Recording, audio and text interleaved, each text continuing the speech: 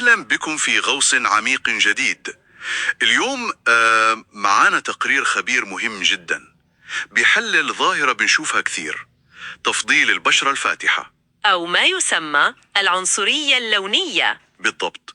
ومهمتنا اليوم هي نفكك الظاهرة دي شوي، يعني نفهم كيف لون البشرة اللي هو مجرد صفة بيولوجية تحول لأساس للتمييز عالميا، ونروح لأبعد من فكرة إنه مجرد ذوق شخصي. تماما. رح نستكشف الجذور الاجتماعية، التاريخية، وحتى البيولوجية، ودور الرأسمالية كمان. السؤال هو كيف صار اللون مقياس للقيمة؟ يلا نبدأ. طيب، أول نقطة ومهمة جدا، لازم نفرق بين العنصرية اللونية والعنصرية العرقية. صحيح. العنصرية اللونية يعني هي التمييز اللي بيحصل داخل نفس المجموعة العرقية. أصحاب البشرة الأغمق بيواجهوا تمييز مقارنة بالفاتحين، غير التمييز بين الأعراق المختلفة. بالضبط. وغالبا هذا التفضيل للبشرة الفاتحة يعني بيرتبط كمان بتفضيل ملامح يعتبروها أوروبية. هذه نقطة لافتة، التمييز داخل العرق الواحد. والمصادر بتشير لمفارقة غريبة شوي، خاصة في الغرب. تاريخيا البشرة الفاتحة كانت رمز للطبقة العليا، صح؟ في آسيا وأوروبا القديمة مثلا. صحيح، لأنها كانت تعني إنه الشخص ما بيشتغل برا تحت الشمس. لكن في الغرب الحديث صار في تحول، كأنه الآية انقلبت تماما. فجأة البشرة المسمرة صارت موضة، رمز للرفاهية والقدرة على السفر، زي ما شفنا مع كوكو شانيل مثلا. صحيح. وهذا التحول بيوضح نقطة جوهرية جدا: الجاذبية هنا مش مرتبطة باللون نفسه قدر ما هي مرتبطة بالدلالة الاجتماعية. شو بيرمز اللون في سياق معين؟ يعني الندرة والامتياز. إذن القصة قصة دلالات اجتماعية واقتصادية، لكن هل في أي أساس بيولوجي ولو صغير ممكن يفسر ليش البشرة الفاتحة بالذات؟ في فرضية تطورية، بس لازم نكون حذرين، هي أساس ضئيل جدا. طيب. الفرضية بتقول أنه الإناث تاريخيا يمكن كانت بشرتهم أفتح شوي بسبب حاجتهم لفيتامين د للحمل والرضاعة، فالبشرة الأفتح نسبيا كانت إشارة محتملة للخصوبة. إشارة محتملة. أيوة، بس التأثير ده لو موجود أصلا فهو صغير كتير. الثقافة هي اللي أخذت الإشارة البسيطة دي وضخمتها بشكل هائل وحولتها لتفضيل شبه مطلق للبياض يتجاوز أي منطق بيولوجي. وهذا بياخذنا للجذور التاريخية والطبقية الأعمق، يعني قبل الاستعمار حتى. مظبوط. المصادر بتأكد أن تفضيل البشرة الفاتحة كان موجود في حضارات كتير كوسيلة للتمييز الطبقي. النخبة مقابل العمال اللي بيشتغلوا بالشمس. يعني ما كان مرتبط بالعرق بالضرورة في البداية. لا، كان طبقي أكتر. الاستعمار الأوروبي هو اللي يعني ما اخترع الفكرة دي، لكنه استغلها وخلينا نقول سلحها؟ كيف يعني؟ شوف الهند مثلا، البريطانيين استخدموا النظام الطبقي الموجود أصلا وربطوا بشكل ممنهج بين البشرة الفاتحة والمناصب الأعلى والسلطة. يعني صار ربط هيكلي. بالضبط.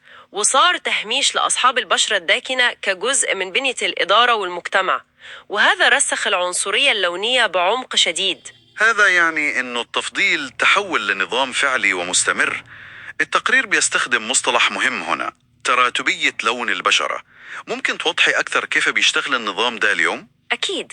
الدراسات في أماكن كتير من العالم بتفرجي باستمرار إنه حتى داخل نفس العرق، ولما نتحكم بعوامل زي التعليم والخلفية الأسرية، أصحاب البشرة الأفتح بيميلوا للحصول على دخل أعلى، تعليم أفضل، وزوجات بمكانة اجتماعية أعلى. مع إنه المفروض العوامل التانية تكون متساوية. نظرياً نعم، فهي آلية امتياز مستمرة بتأثر على فرص الحياة بشكل حقيقي وملموس. وهذا برجعنا لسؤال الذوق الشخصي. إذا تفضيل الشريك فاتح البشرة أو العنصرية اللونية الجنسية مثل ما تسمى أحيانا له تبعات اقتصادية واجتماعية بهذا الشكل، هل ممكن نعتبره فعلا مجرد تفضيل فردي وبريء؟ يعني الأدلة بتقول إنه الموضوع أعقد من هيك بكتير.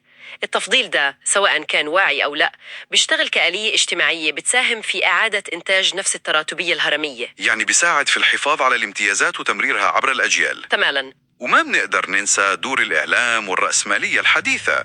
يعني بنشوف معايير جمال عالمية موحدة زي وجه انستغرام الشهير، البشرة الفاتحة الصافية والخالية من أي عيوب. وصناعة تفضيح البشرة صناعة بالمليارات.